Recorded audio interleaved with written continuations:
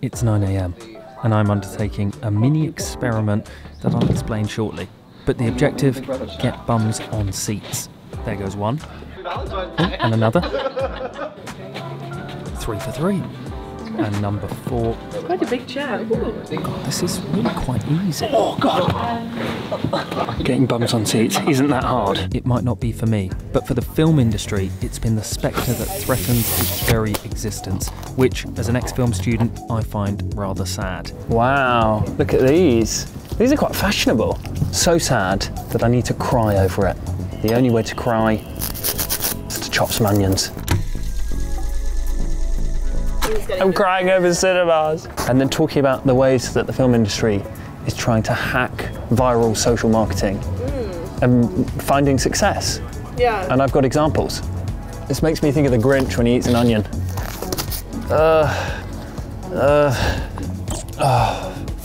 There we go, a plate of onions and some wet eyes. It really is quite sad. You're gonna cry. The films that do break through are the ones that had an incredible marketing campaign online with influencers. We also work with Odeon a lot. Yes, we do. Really cool, actually. It came to us with that question, which was, how can we get more bums on seats? How can we be more relevant? And we devised a front wave TikTok strategy, which was basically riding on bits of the film and trying to create trends. And yeah, you should speak to Ellie. I need to ask you something desperately.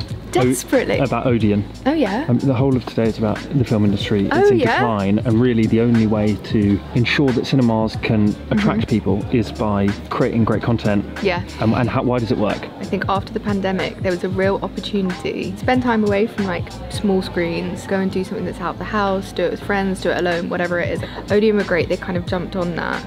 And since then we've seen a real rise on platforms like TikTok of film being a huge niche and a huge community, and whether that's people reacting to films, getting trends from films, like activating on social, I think just allows cinema brands to have a personality and a tone of voice in the same way that every brand would. So you're not just a service, you're not just a building for people to go and watch films in. We really try and do the best we can to kind of get that in our content, which is both planned and reactive. For Odeon, for instance, we've been working on a slightly kind of longer term, year-long approach. So always on, we'll be sitting there talking about Odeon, talking about the benefits, the USPs, etc., like combating the myths around going to an Odeon, and then layering over those tactical moments around specific films. Like the team are working on a campaign specifically for June, which is coming out I've been asking everyone about the bucket. What? Type it in, just type in June 2 bucket.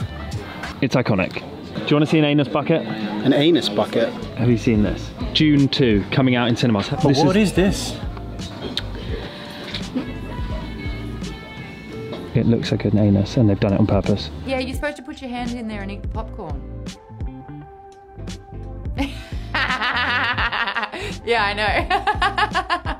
I don't think they had an intern that had a, you know, different mindset. How offered their thoughts on that. How sensual. Yes. You would be shocked by the shit that slips through marketing teams with no one referencing it. Because I think it's one of those things, when you look at it constantly, you're like, yeah, great idea. And you just need one person to look at it and make that connection and put it online, and you're done. I love meme culture. It's just pure genius. I'm really glad that today I woke up and saw a post related to the June popcorn bucket. Ryan Reynolds, the master of all things marketing. Wait till you see the Deadpool popcorn bucket. I love that. You're a big fan of Ryan Reynolds? He's jumping on another movie's cultural moment for his own upcoming movie's promotion. Wait, what the hell's a popcorn bucket? Really quickly though, okay, we've got to go. Has this need to do TikTok come from Ryanair? They are a service, right? But they have such a good personality. Ryanair have done such a good job in getting a social tone of voice. You know them, you think they're a really funny social account, which is what we're trying to do for something like Odeon. So building their brand tone of voice, which is where we kind of create owned Odeon content for them, but then we use the FYP and influencers FYP? to then, for you page? For you page, sorry. Come on, Matthew. Sorry. I know you don't know much, but Odeon has a tone of voice. Cool, what next? And it's all about then driving people to those cinemas. And you can do that in tandem. Like, I think TikTok really does have two placements. You've got the brand page, but then it's the FYP which drives the action. This is why we're the best in the world, because we have people like this. FYP, FYI, TBC, TBD.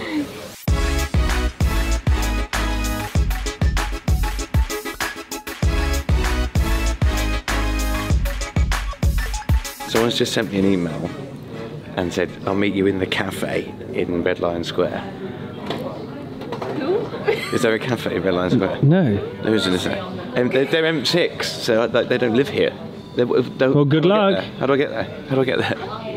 M6, what are you doing, Marsh?